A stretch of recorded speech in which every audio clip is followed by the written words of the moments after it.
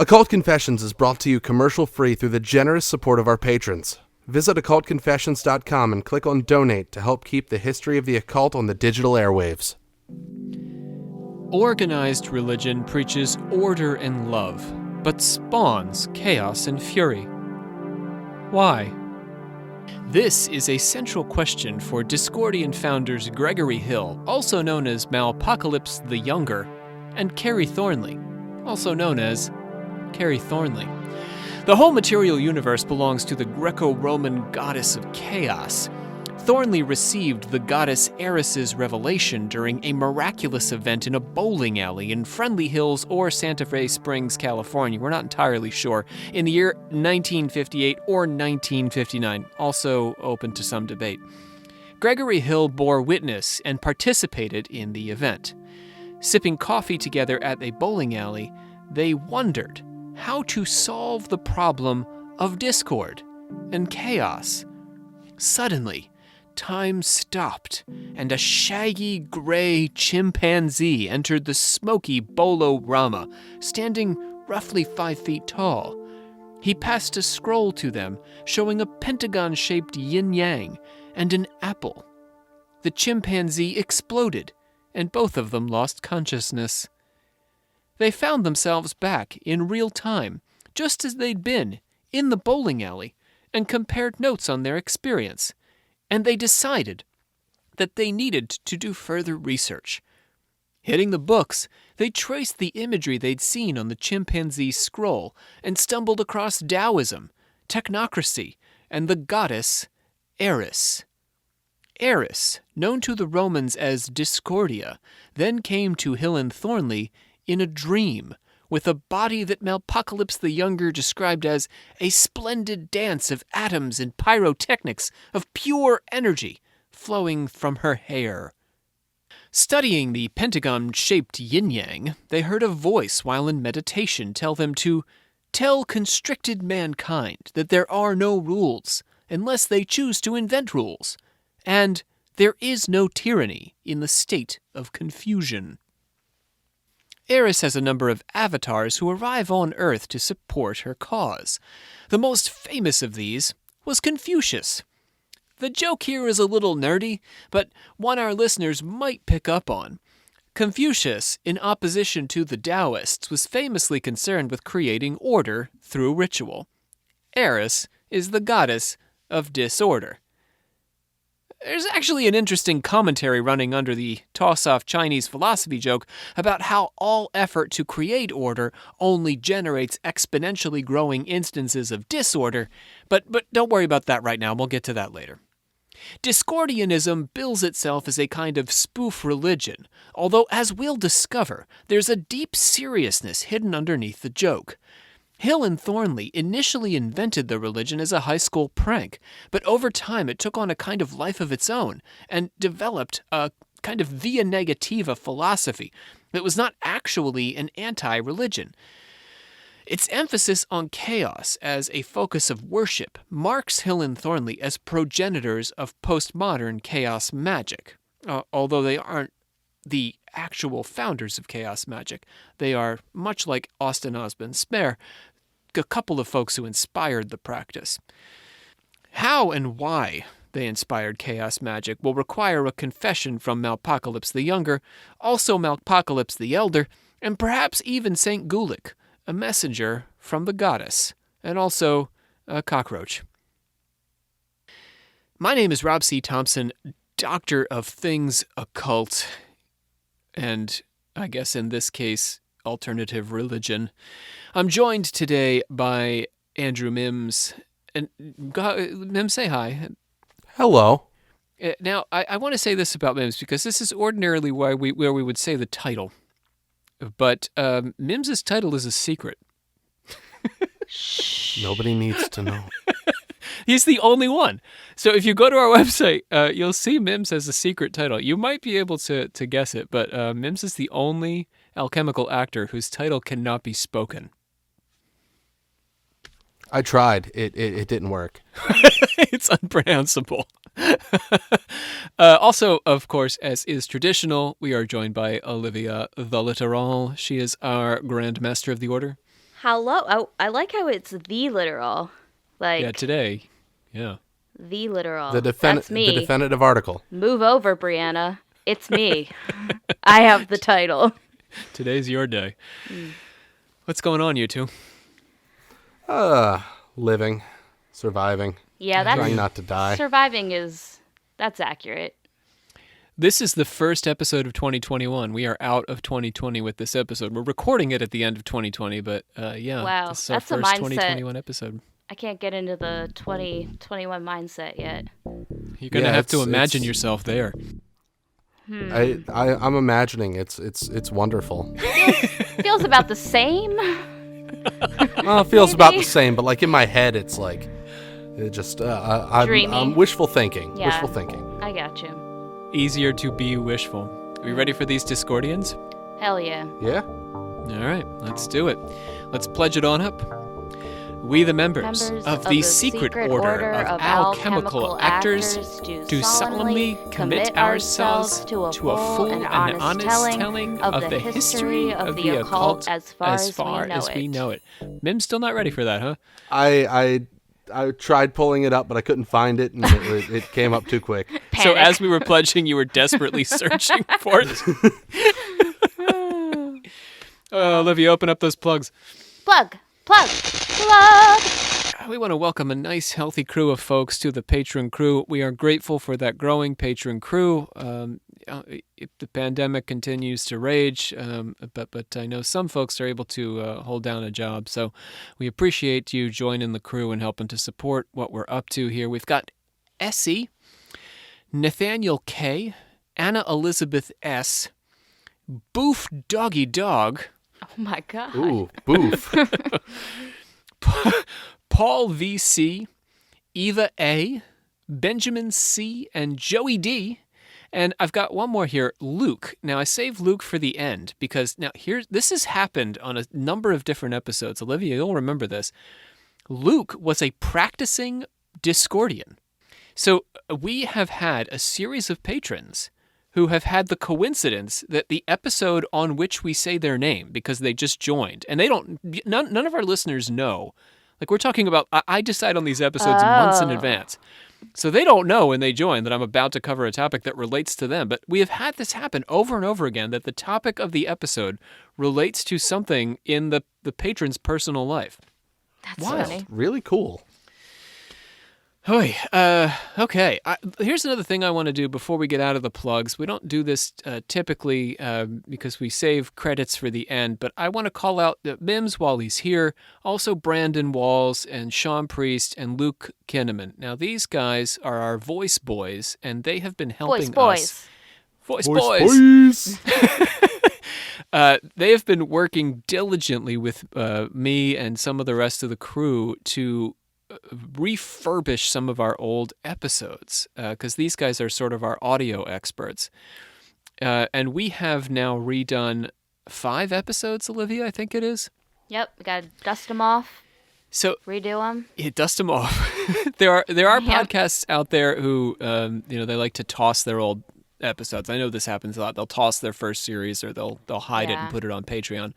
I understand the impulse. I'm also kind of a perfectionist. My approach has been to go back and dig up the material and redo the episode if we don't like the sound quality or whatever. And these 4 guys have really been instrumental in making that happen. So I'm going to give them a plug today. Voice boys. Voice boys. All right, that's enough. Let's It's an close honor it to on help. up. Oh, we're plugging them up. Plug. I think that's enough. Yeah, there we go. Sorry, it was rushed one. I was It's panicked. all good.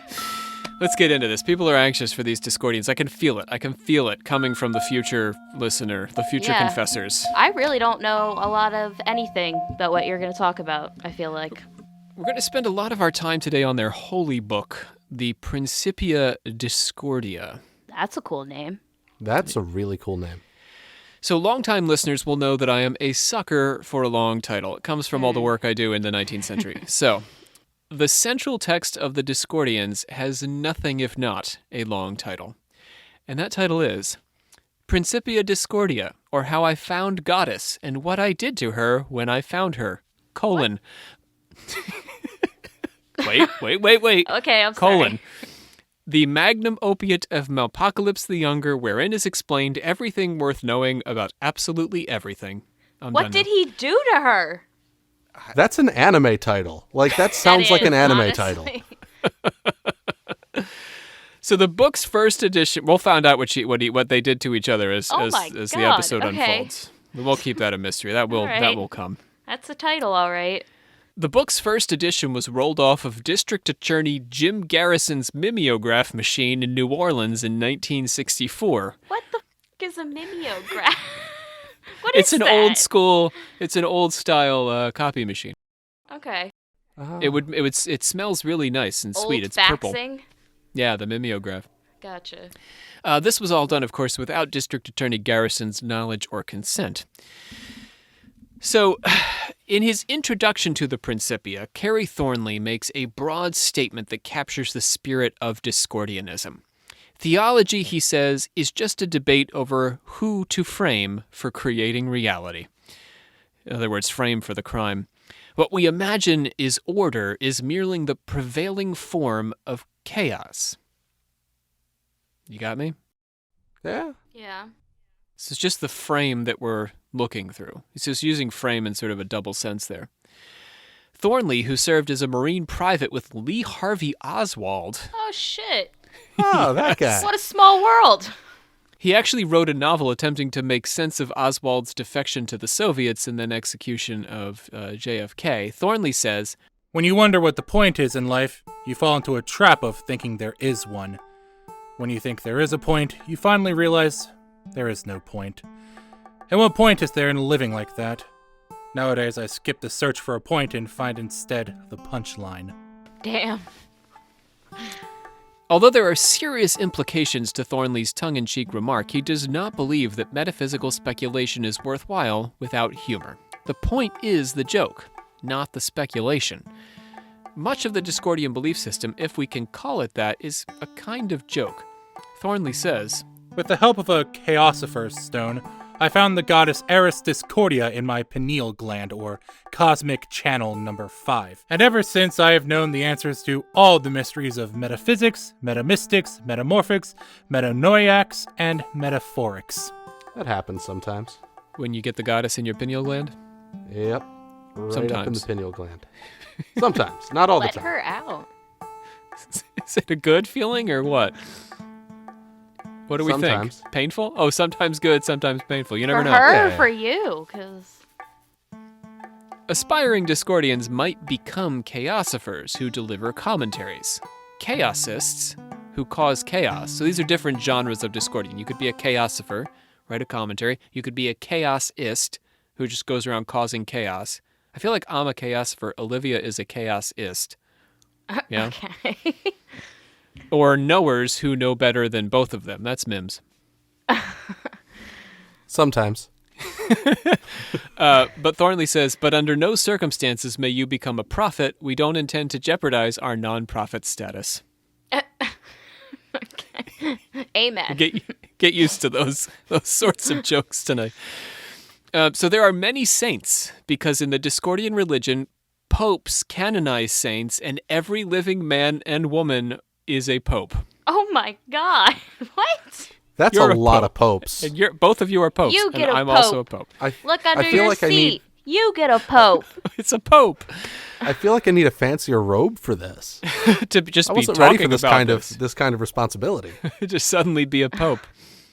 You've been a pope all along. You just didn't know it. Oh my God, put that on a poster.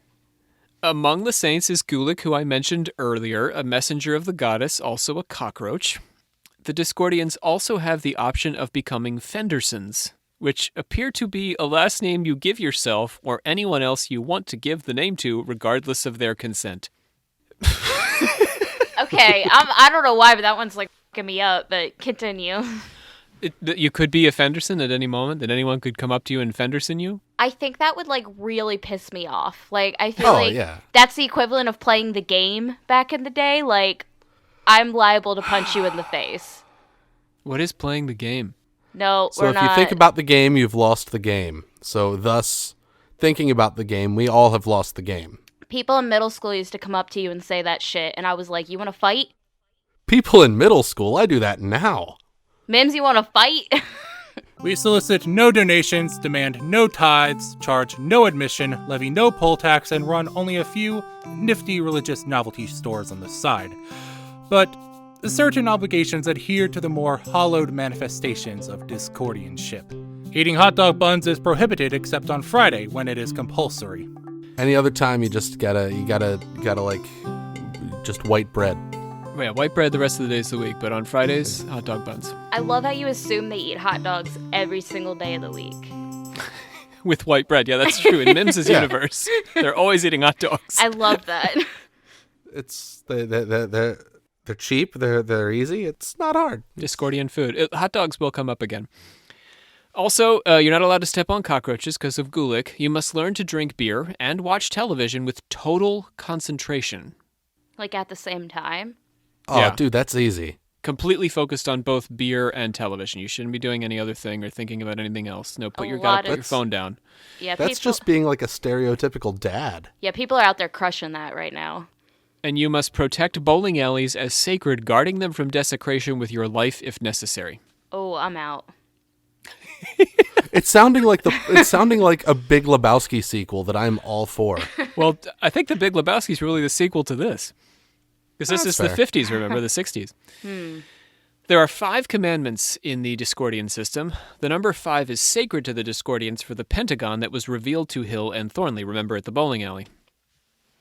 They have a calendar with 5 seasons and celebrate high holidays on the 50th day of those seasons because their months have 50 days. Wait, what's the other season? Of the 5 seasons? Yeah. I don't actually know.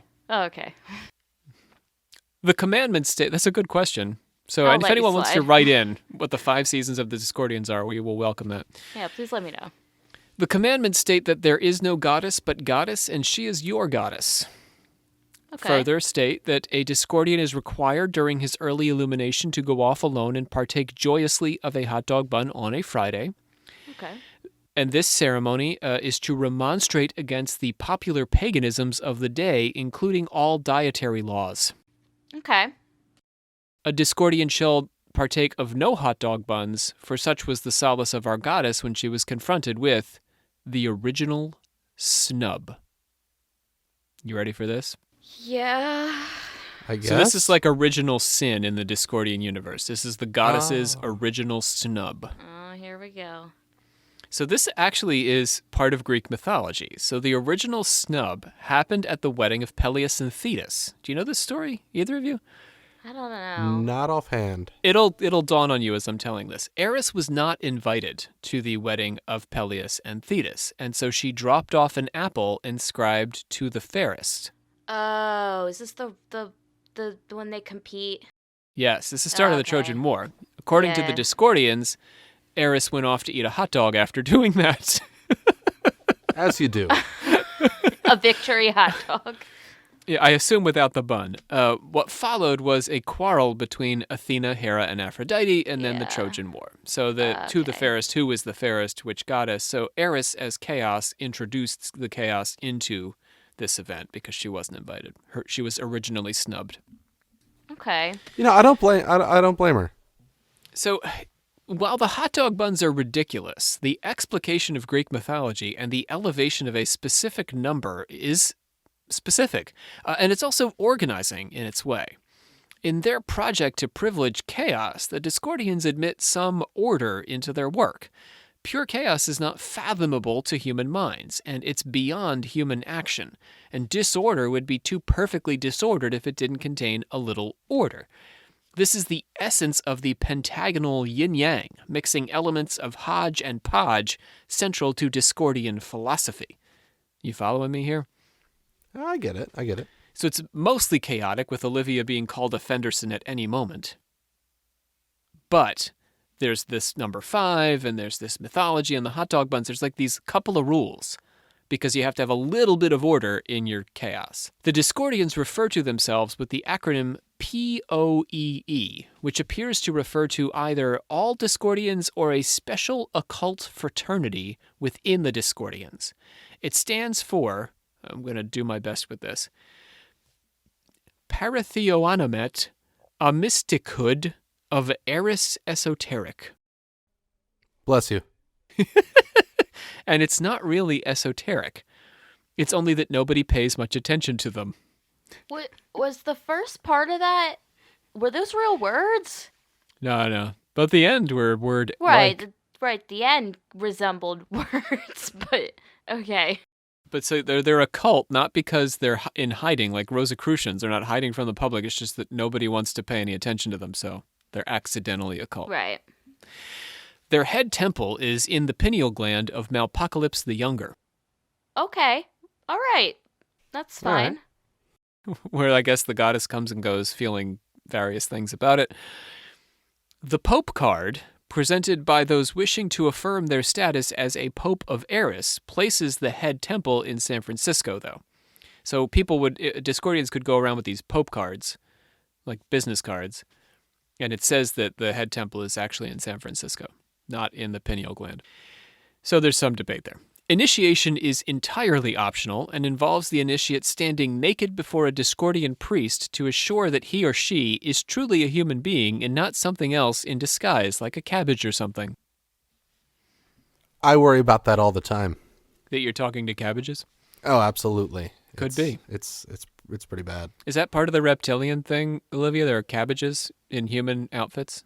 I don't think so. Never Boy, heard that of would break cabbage David people. Icke. Wouldn't that break Icke? That'd be it Like for him. real Cabbage Patch Kids. No, but they're no real cabbages. It's actual Yeah. vegetables Yeah, going you're right. around. Yeah. That'd be it. David Icke wouldn't know what to do with himself. George Bush is a cabbage. You heard it here first, folks. Icke would wear cabbages to just blend in with the cabbage. Right. He doesn't want them to catch him out. I'm just going to live amongst the cabbages for a few months. I think that's why he wore See how it's turquoise, like. right? It was because he wanted to like blend in with whatever like color frequency bullshit. You know what I'm talking about? No, you don't. He'll be in the cabbage patch like Linus. It's the great cabbage, David Icke. Yeah.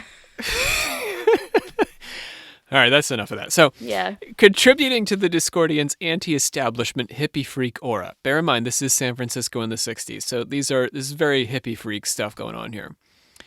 They have and I'm going to drive this home here because they have a strong interest in drugs. Cannabis and the planting of cannabis seeds is an infrequent but nevertheless discernible theme. Our tradition, says Malpocalypse the Younger, is rooted in a medieval rite called the Mass of Travesty, in which marijuana was the sacrament. The Principia also makes infrequent references to LSD.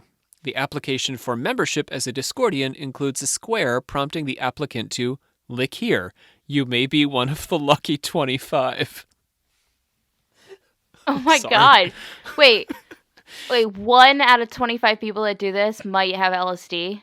I mean, I think that's just a joke, Olivia, but yes, that's the idea. I don't think it's a might. I think it's a probably. 1 in 25 will have a trip. Knowing that they're all taking the risk, that's hilarious. It's like So- Russian roulette, but funny. Yeah, Yeah. LSD roulette, yeah. Don't try this at home, kids. No. The Principia name drops Ken Kesey of the famous electric Kool-Aid acid test, and in the foreword by Robert Anton Wilson wonders if Malpocalypse might really be Timothy Leary before concluding that he is in fact a 23rd century time traveler named Gregory Hill. Reasonable. Yeah. That's the far more likely than that he's Timothy Leary. Thornley says that the Discordians share with the Christians the doctrine of the only begotten Son. The goddess apparently had a son, and that son was Joshua Abraham Norton, born the 4th of February, 1818, and died the 8th of January, 1880. Now, this is a real person, and I'm about to tell you about him because I had never heard of this person before I was working on the Discordians. And I got so fascinated. This is essentially a brief history is what I'm about to do here. Take just a step to the side of the Discordians because they feature this guy as their only, their sort of Jesus figure. But he's this real historical figure who lived in San Francisco. You ready for him? Yep. Yes. In 1859, Norton declared himself Emperor of the United States, adding the secondary title Protector of Mexico in 1863. Well, I'm glad he didn't leave Mexico out. Yeah, Canada, though. Canada, apparently. Not us, though. We love Canada. No, we love Canada. Yeah, we love Canada. As with the toss-off joke about Confucius, the Discordians' worship of Emperor Norton I is not actually just a farce, in my opinion. Norton I actually shares quite a bit in common with the Discordians, and the Principia suggests a genuine admiration for his life and his commentary. If you look closely at the story of Norton I's life and politics, you'll notice profound similarities with Discordian principles. He was born in England and spent much of his youth in South Africa, and moved to San Francisco around 1849. Norton's declaration of himself as emperor was apparently part of a knowing critique of the United States government and politics in the U.S., and was published in the San Francisco Daily Evening Bulletin. On the 12th of October 1859, he formally abolished the U.S. Congress. He said bye. Just, yeah, you're all fired. Just get out of here. He yeeted them right out of Congress. We don't need you. He dissolved the Republic, forbade Congress from meeting, abolished the Republican and Democratic Party, and insisted Catholic and Protestant churches recognize him as emperor. Oh, he just said yeet the whole system. I'm for it. I'm not against it. Through it all, imagine how much better off we'd be right now. Currency was issued in his name and accepted at the establishments he frequented. Let me say that one more time. What? Currency was issued in his name, and when he went to the bartender accepted his currency. Who issued his currency? Did he issue it? He issued it. He issued his What? own. Wait, Could I start doing that? He's like Sealand, but just one man. And if you don't know what Sealand is, Google it and have a great night. Oh, it's beautiful. was the currency, like, were they worth something? Like, what were they made out of? It was paper, worth just something paper to the notes. bars he went to. It's just paper? It's not it's even just like a paper coin? Well, I don't want to blow your mind here, Olivia, but all of our money is just No, paper. In fact, now it isn't even paper, it's just numbers on a screen. I am very aware, but Yeah. I guess I'm just, like, trying to look for a reason these people would take his money. Or you're looking for a reason not to just go start printing your own Olivia bucks. Just Monopoly to money. be fair, but like, I you just look at write like my name. Bitcoin. Isn't that pretty much the same thing? Oh God, Well, I don't understand that. Bitcoin's that's over my IQ. This is the original cryptocurrency. Yeah. I'm also about to start printing Mims bucks, and I hope Yeah. they start accepting it at whatever stores I go to. Do you have That's one in particular insane. you're hoping to peddle your Mims bucks at? The liquor store. That was said with just the right amount of shame. Oh, trust me, I got a lot of that. So, if you want to look up the Principia Discordia, one such note for 50 cents actually appears in its pages with a cartoon bubble drawn above Norton's head saying, "Look, comrade, you do your own thing, and I'll do mine." Norton called for the formation of a League of Nations in the century before one would actually be formed. He forbade Oh, damn. religious quarrels. And he decreed the creation of a suspension bridge connecting San Francisco with Oakland. Opposing anti-Chinese sentiment led by Dennis Kearney's Working Man's Party of California, he mounted a small soapbox and ordered Kearney's small mob who had gathered to attack the immigrants in Chinatown to go home. San Francisco's Board of Supervisors gifted him a new uniform when his usual outfit began to look shabby, and he responded by issuing each supervisor a patent of nobility in perpetuity. They all became like, dukes and marquises of San Francisco. That's a cool-ass title. He collapsed on a street corner on the way to a lecture at the California Academy of Sciences, and he died before a carriage could arrive to take him to the hospital. He had only about $8 to his name at that moment. The San Francisco Chronicle reported, "Le roi est mort." Lydia, that means? Is dead. King is dead. King is dead. Long live the king. Long live the... Yes, that's what you say next. But this was it. This was a one-time deal. We had but one emperor in the United States. It's high time for another one. The San Francisco Businessmen's Association paid for his funeral expenses, and here, listen to this, 10,000 people lined up to see him. A campaign is currently ongoing to have the San Francisco-Oakland Bay Bridge named after him, because it was his idea. We should sign that petition. Absolutely. Get that on the social medias. Norton embodies the playfully serious anti-establishment ethos of the Discordians and is, in fact, a fitting and illustrative patron saint for the movement. Compare Norton's pronouncements, for example, to Thornley's own ideas. Proliferation of crime in the wake of multiplication of laws is more than a matter of expanded definition. Governments are impositions of order designed to discourage theft and killing, but they wind up taking more in taxes than all the freelance crooks around could steal. Their wars involve more killing than all the meanest toughs and hoodlums can hope to rival. Laws were unknown to the true people of old, says Shang Tzu. All during the Paleolithic and Neolithic, there hardly could have been any laws, because the cave paintings in France and Spain depict no battle scenes. Another theme that some of our confessors may be picking up on is admiration for Chinese and also Japanese culture and religion. Taoism and Zen surface regularly. Sometimes they're the butt of jokes, but other times they're a kind of model for Discordian enlightenment. One night in a coffee house, a self-ordained Zen master said to his student, "Go to the dilapidated mansion. Go to the large room on the right of the main hallway. Sit in the lotus position on top of the rubble in the northeast corner. Face the corner and meditate." He did as the Zen master instructed. His meditation was frequently interrupted by worries. He worried whether or not the rest of the plumbing fixtures would fall from the second-floor bathroom to join the pipes and other trash he was sitting on. His worrying and meditations were disturbed when, as in a test of his faith, hors d'oeuvre fell from the second floor onto him. At that time, two people walked into the room. The first asked the second who the man sitting there was. The second replied, "Some say he is a holy man. Others say he is a shithead." Hearing this, the man was enlightened. That's enlightening. Like, unironically, that is enlightening. The story There is itself a is scale to enlightenment, I guess. I think that, there's a serious message in there about humility and humility and spirituality. It's playful, right? And it's fun and you laugh, but I think there's serious stuff in there. There's a point. Western religion, in the context of the Discordians, by contrast, offers no meaningful path to truth, and it becomes an absurdist sci-fi B-movie in the Discordians' mythology. So listen to this. I'm going to give you their interpretation of the Western Holy Bible. Jesus, who was the Son of Man and not of God, had a mission that was badly misunderstood.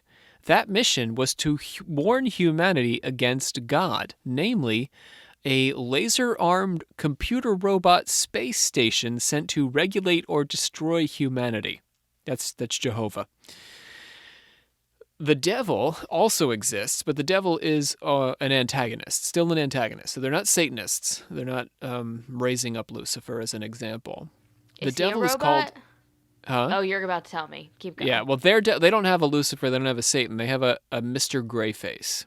Oh, that's terrifying. Okay. And they say that Mr. Greyface exists for the sake of having a villain. He's blamed for all the evils, all of them, and he was given a lifelong membership for how handy he was before his identity was discovered. So they let him into the church, gave him a lifelong membership, and then they realized he was their ultimate villain. It's definitely, you can see the satire on the concept of the devil, right? The devil's to blame for everything. I'm kind of evil and loving wrong. it. Yeah. Mr. Greyface's catchphrase is, "Let me organize that for you." He's like Marie Kondo.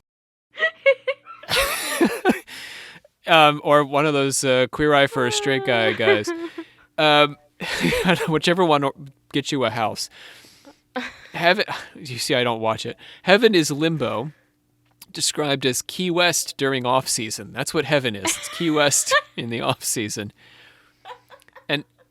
And hell is the region of Thud, which is sort of like suburbia, and most Christians confuse it for paradise.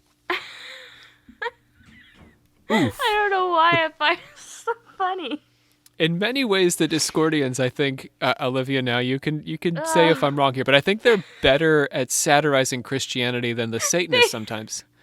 It's Satanists so pull off some good funny. stuff. Don't get me wrong. Like the Satanists, Ugh. their statue with the Baphomet, like Yeah. some of that's really funny. But the Discordians, come on now. They've got some really clever yeah. jokes here. There's not nearly as much humor in the Satanic Bible as there is in this. So Greyface is kind of a caricature for organized religion and government, if you haven't gotten that. I love They say that. he got into his head that the universe was as humorless as he is, and he began to teach that play was sinful because it contradicted the ways of serious with a capital S, order with a capital O. Some of our listeners may recognize that Greyface sounds a little bit like the Renaissance English Lollard sect of Christianity who believed that Jesus never laughed. Greyface convinced much of mankind that he was right about play being sinful, that is until the year 1166 BC, a time of apparent gullibility for human beings. 1156 BC, okay. 1166 was when Oh, he shit. convinced humanity that, yeah, we are sinful. That's when he talked us into it. Okay. The unfortunate result of this is that mankind has since been suffering from a psychological and spiritual imbalance. Imbalance caused by frustration, and frustration causes fear. And fear makes a bad trip. Man has been on a bad trip for a long time now. Amen to Dad that. has been on a bad trip for a long time. Right? I'm feeling it. I'm really feeling it right now, I gotta be honest. Yeah. Greyface built a false system based on the dichotomy of order-disorder. So that's what he thinks the universe is about. It's about the conflict between order and disorder, when in fact the true dichotomy is between creation or creativeness and destruction. Discordians favor creative disorder. They want to pair disorder with creativity. The antithesis of Discordian thought is in many ways conspiracy theory, which is an ordering of things, right? The creation of an imaginary order for the purpose of constraining and frightening ourselves and separating us off into hyper-tribal groups. So they want to see creative disorder rather than creative order, because creative order is controlling. The Principia devotes one chapter to the subject, but like much of the book, it cuts fast and deep. And I'm gonna let us hear a little bit of their commentary on conspiracy theory because it's such a passion of mine these days to cut some of it down. Chapter 1, The Epistle to the Paranoids, Lord Omar. Ye have locked yourself up in cages of fear, and behold, do ye now complain that ye lack freedom? Ye have cast out your brothers for devils, and now complain ye, lamenting that ye've been left to fight alone. The militant Christian. Fundamentalist, right? Yeah. Well, it's that With- book, right? You know, The book? that old book, The Militant Christian or whatever. Oh. The Reformations. You know, Yeah, yeah. never mind. Anyway. That's more your bailiwick. With Greyface, the madness begins to crystallize into a relatively cogent metaphysics, in my opinion. So Greyface helps us to begin to really, like, we're laughing and we're enjoying, but we're also noting there's some serious commentary here. Oh, yeah. The inner message of Discordian philosophy is, in fact, recorded in a few paragraphs around the middle of the book. Underneath our categorizing and organizing windows or grids by which we make sense of the world is pure chaos. So the pure chaos is underneath all these made up stuff that we do.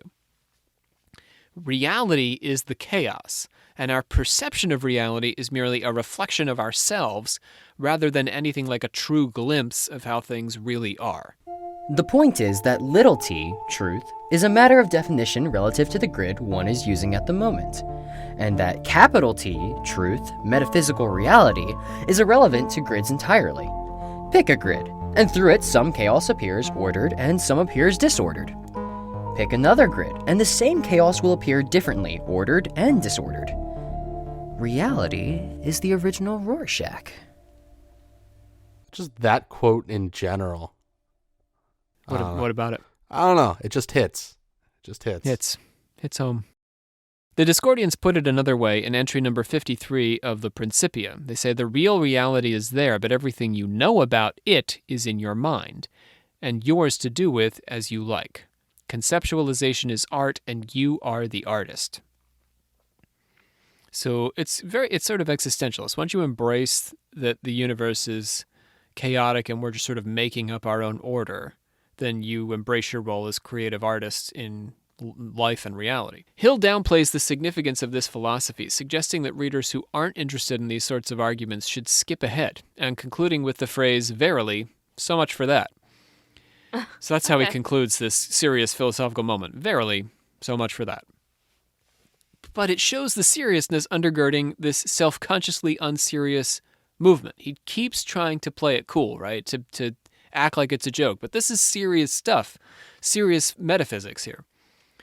Some elements of the movement, like the hot dog buns, are arbitrary and meaningless. Others, like the myth of Eris and the golden apple or the significance of the number 5, are fairly deeply considered in light of this philosophy.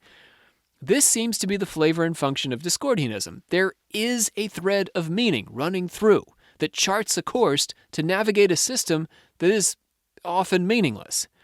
Below all the nonsense is a genuine concept of value and purpose. The purpose is, in part, to erase all the false systems that misled us so that we can get down to a core of unknowing.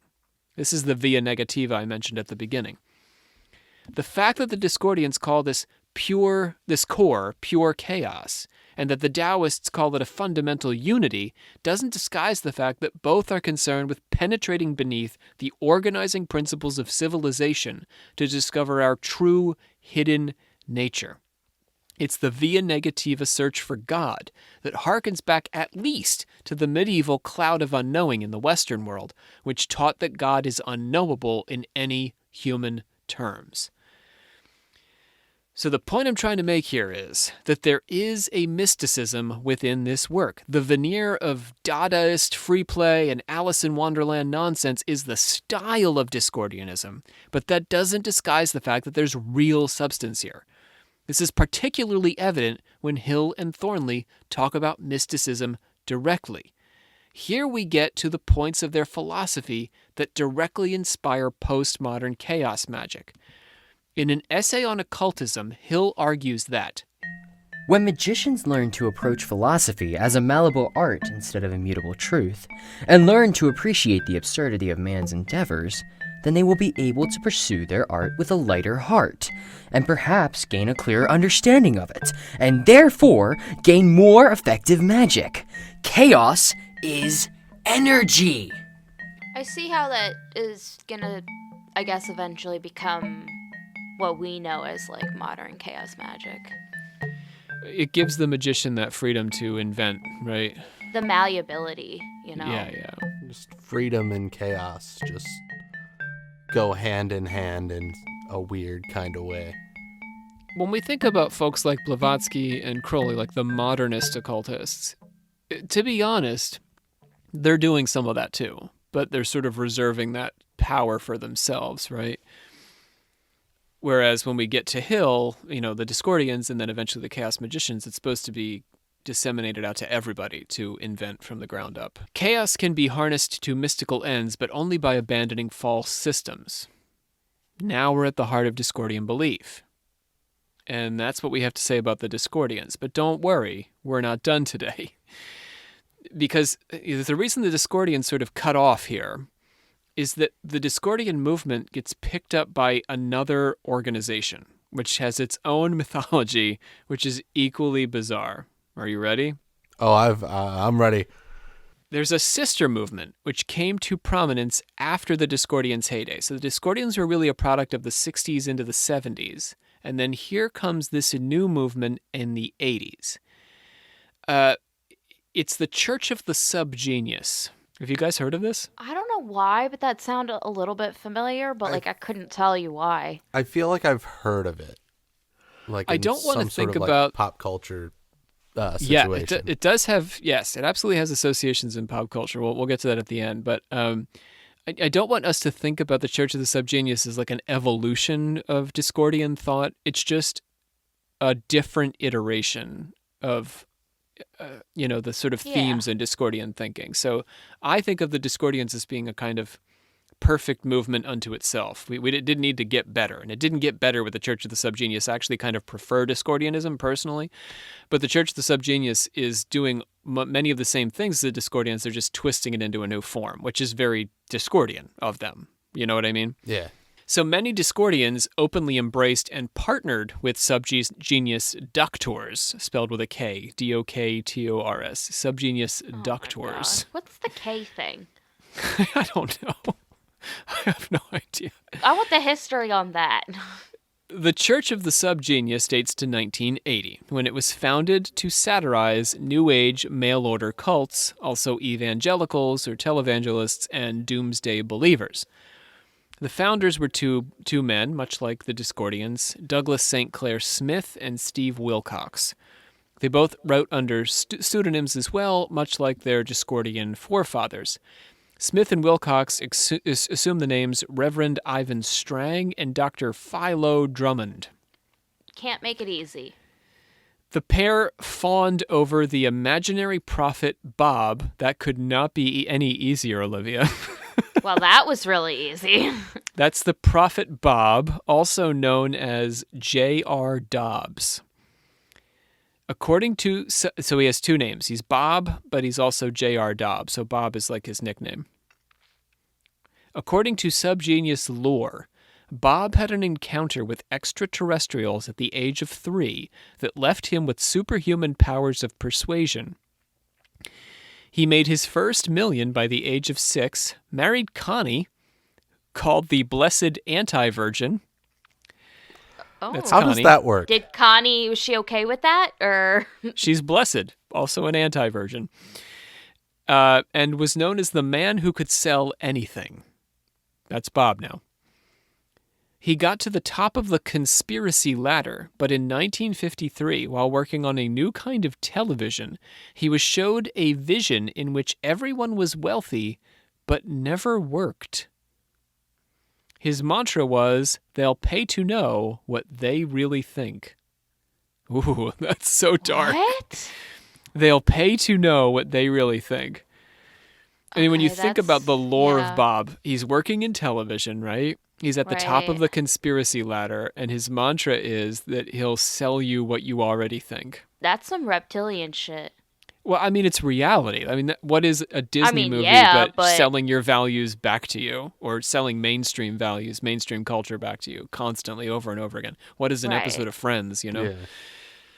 yeah. After well, starting that's- his religion, he began modeling for magazine ads, but has otherwise remained elusive. He functions as a short-duration personal savior, encouraging followers to give him up after they've accepted him and start their own religion.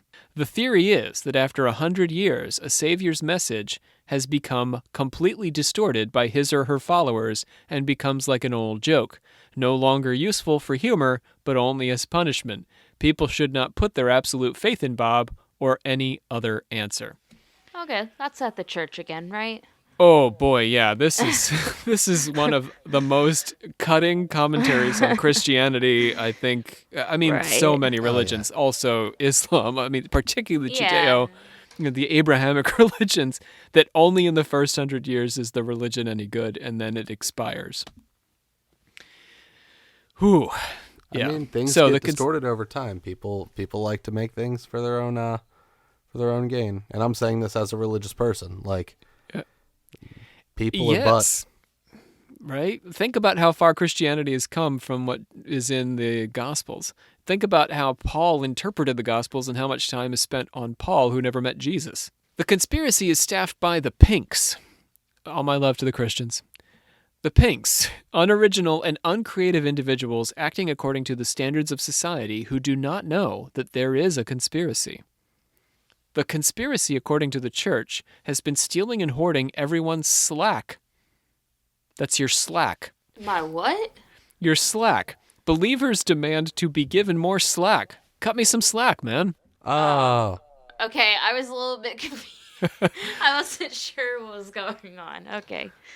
Slack is an important concept for the Church of the Subgenius. It is active sloth and is so blissful it makes happiness feel like torment by comparison. True slack. Okay. Bob can also be described as the living avatar of slack. Well, with a name like Bob, he just sounds like a chill dude. Right? Yeah. So the icon for Bob is like that old-fashioned, cartoon man with a pipe in his hand. You know, the smiling man with a pipe in his hand. Yeah. That 1950s Yeah. white guy. That's Bob. Are these guys also down with marijuana? Oh, I'm sure. What's the Because 80s? it sounded Maybe like cocaine. it. Actually, All right. not cocaine. Cocaine would make sense because that gets you going, right? So, no, they're not down with cocaine. I don't know. Whatever. They'll do whatever. All right. I'm just, anyway. On the 5th of July, 1998, Bob predicted that extraterrestrials, the unpronounceable X-ists, so they sub in the letter X because we can't pronounce the name of these extraterrestrials. He predicted that on July 5th, 1998, they would land on Earth and rapture up all SubGenius members who had paid their church dues. So if you haven't paid your dues, you're not going to get raptured. Yikes. But that's all you have to do to get raptured is pay your dues. Yeah, Well, seems easy. After an orgy, these SubGenius members will be transformed into overmen and uberwomen who will establish a new holy land in Asgard, located in Dimension X, a realm of eternal slack. Meantime, Bob will Okay. negotiate with entities wishing to purchase Earth and turn it into a kind of intergalactic Stuckies. I'm sorry. I just don't even know what to say anymore, to be honest. So you want to get raptured up because Earth is just going to become a giant southern restaurant. Do you know what a Stuckies is? It's like I don't even know how to describe it. It's like what do we have in the north? It's like a Perkins. You ever been to a Perkins? That's I've like been to a Pennsylvania. Perkins. What the hell? Or is a what do we have in Perkins? Maryland? Like a Like a Cracker Barrel? yeah, like a Cracker Barrel. Yo, Yes. I would love to be at an eternal Cracker. Are you joking? It's So an it's intergalactic either- Cracker Barrel. So like aliens will be sounds coming lit. and going. It's either like a Alien yeah. Orgy or Earth Cracker Barrel. What's that? Yeah, Alien Both- Orgy in Space or Earth Cracker Barrel. Both sound like good options. But if Bob fails, the Elder Gods will rise from the ocean in a Lovecraftian twist and take over the planet. These Elder Gods control Bob's evil twin brother, Dick Dobbs. I'm sorry. Now, getting to Mims's point when I first mentioned them, the movement attracted the interest of the subculturally popular anarchy comics run by Jay Kinney and Paul Mavrides, and racked up 5,000 dues-paying members with many more unofficial followers by 1989. For $1, members received a doctorate of the forbidden sciences from the foundation of the SubGenius. The movement spread through the publication of zines, like underground magazines, independently produced underground magazines, which became a major part of various subcultural scenes in the 1990s. I was a little bit young to be in zine culture, but, back when Nirvana was a thing, if you happened to be 19 at the time, you might have had a zine for your, subculture, whatever it may be, your goth scene. And it arguably began with the SubGeniuses fanzine. So the Church of the SubGenius is credited with sort of getting the whole zine thing going. Oh, that's cool. The foundation produced its own zine collecting the highlights from various member-run zines. SubGenius conventions, which began in 1980, featured psychedelic drugs and doctor bands who played freeform sound art rather than music. Okay. This culminated in the Night of Slack, a theatrical performance staged by the church in 1984. The strict division between audience and performer at the Night of Slack, coupled with the rising number of mostly white male celebrity members, including, get this, the Talking Heads' David Byrne, Wow. the cartoonist R. Crumb, and you're going to love this one, Paul Rubens, better known as What the Pee Wee Herman. What? I mean, I guess okay. I guess All that makes sense. SubGeniuses. Yeah. But anyway, all these guys joining led to cries among certain apostate members that the church had sold out. They actually weren't wrong. In 1992, the church partnered with MTV to produce a SubGenius movie titled Arise! And if you can YouTube this movie, I watched the entire thing on YouTube. And the movement persists to the present day. Don't watch it with your children. Okay. Not safe for children. But that's all I have to say about the Church of the Subgenius, and that sort of brings my story of the alternative religion movements of the Discordians, sort of anti-religion movements of the Discordians and the Church of the Subgenius to a close. So you're telling me it only cost $1 to go to the space orgy? Yes. Yeah, that's all. It's your dues.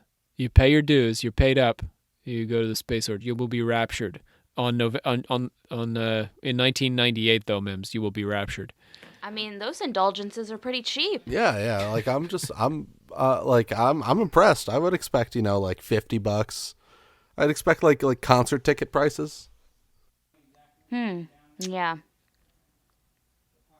This was a lot to process. Yes, I hear you. So do people still do this? The Discordians have a pretty... I think that the short answer is I don't think so. I think that these movements have pretty well died out. They had their heydays in the 70s and the 80s, respectively. But Discordian literature, not just the Principia, but Robert Anton Wilson is a sort of celebrity author from the Discordian movement, and his books, like the Illuminatus trilogy, Illuminatus !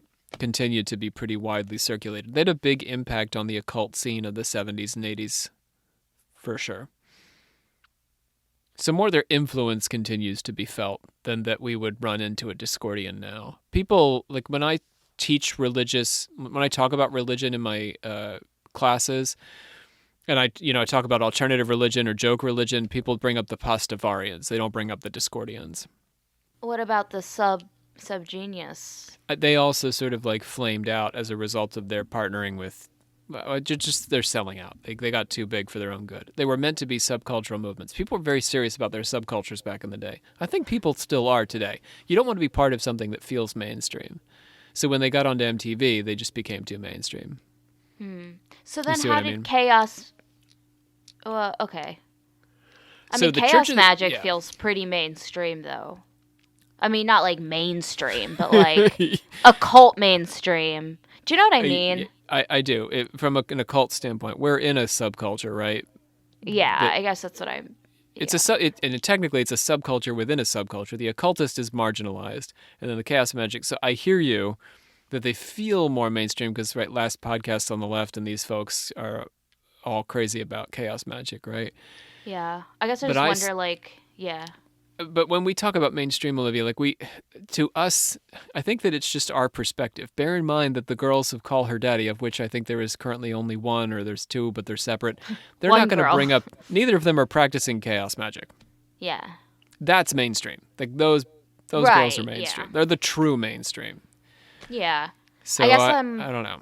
I'm wondering how it came from, what we were talking about to chaos magic. Comparatively, I don't know. Yeah. Well, as we carry the story forward, we'll start to see the connections between what the Discordians had to say in particular in chaos magic. Church of the Subgenius, while they inherited the traditions of the Discordians, they actually overlap the founding of chaos magic. And they overlap the Temple of Psychic Youth. So... Okay. So they're sort of not inspiring so much as just coexisting with chaos magic and when it's flourishing. Yeah. Okay. Well, I guess in its early days, its original form. I think Olivia, do you hear the phone? The Is that phone. the OC phone ringing? The phone is ringing. Yeah, I'll let the machine get it. I never want to talk to anybody on the other end of that. Yeah, that. Dr. Rob, Church Secrets here. My ears got perked with a righteous perkiness last week when I heard you be talking about a church in the podcastosphere. But then I looked up these SubGeniuses, and it turned out that my perky ears had been hoodwinked and flim-flammed and bamboozled once again by your so-called confessions. This, my friend, is no kind of church. It's a bunch of doofuses wagging their wangs at each other on music television. Bob is not the answer. I'm not even sure if Bob makes for a very good question. Heck, to be honest with you, I can't so much as say what Bob is exactly. Well, there's a Bob who runs the checkout at the gas station on the highway, but when the rapture comes, I will not be going up to the gas and go for advice on how to survive the tribulation.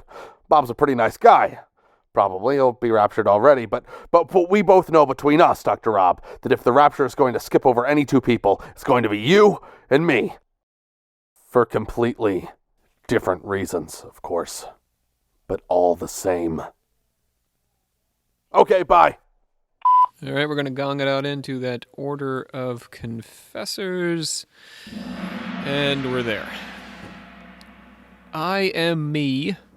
1, 2, 3, 4, 5, 6. What are you saying right now? This is the name of the person who left a review. Oh, there's a massive pause there. I figured you would say something. Oh, I was very confused because of the pause. I was like, okay. Oh, I'll do that again. Sorry. I am me. 1, 2, 3, 4, 5, 6. Okay. Yep. Just go. No, you're good. This time I'm not gonna comment. Absolutely loves it and is not ashamed to be giving the episodes a second listen. Oh. I think we're it. Yeah, I would assume so. Yeah, we're the it. Oh. Paul Cat 87 says the research is good, and if you're not used to forum-style discussions, just settle in and trust us. Aw. That's good I like advice. that one. Settle in and trust. Arona Cat loves our work. She also has a witch movie show on YouTube called Which Way. Oh, that's a good name. Check that out. Which Way. With a T, Yeah. for witch. Yeah. And our Instagram friend, Dan Schaub Designs, that's Dan Schaub, Schaub. Check out Dan's work. It's pretty cool. He does all these masks.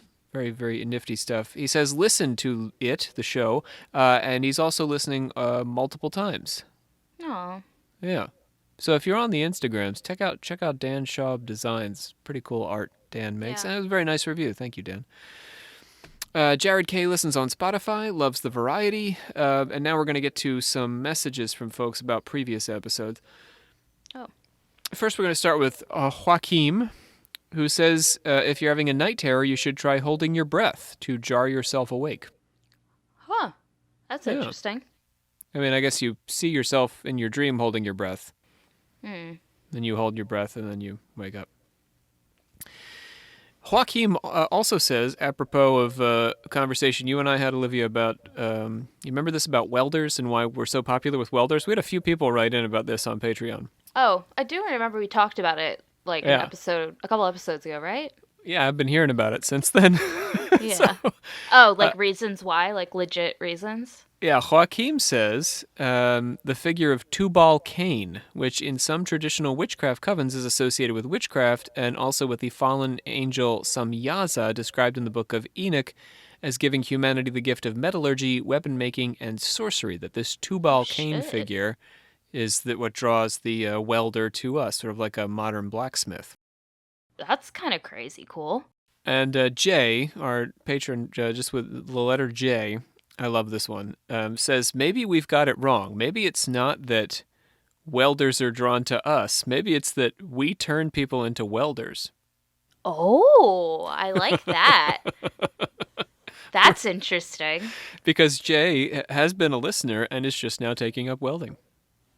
Oh, wow. So it's happening for Jay. What if one of us become a welder? You're kind of like being inducted, right? Into the circle of welders.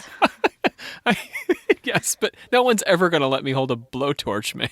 I don't know. Take a couple classes. I can see you welding some forged in fire. MIGs making and TIGs swords. and such like. Yeah. Yeah. Okay, let's get out of here. I hereby adjourn and declare close this meeting of the Secret Order of Alchemical Actors till such time as we get together and do it again.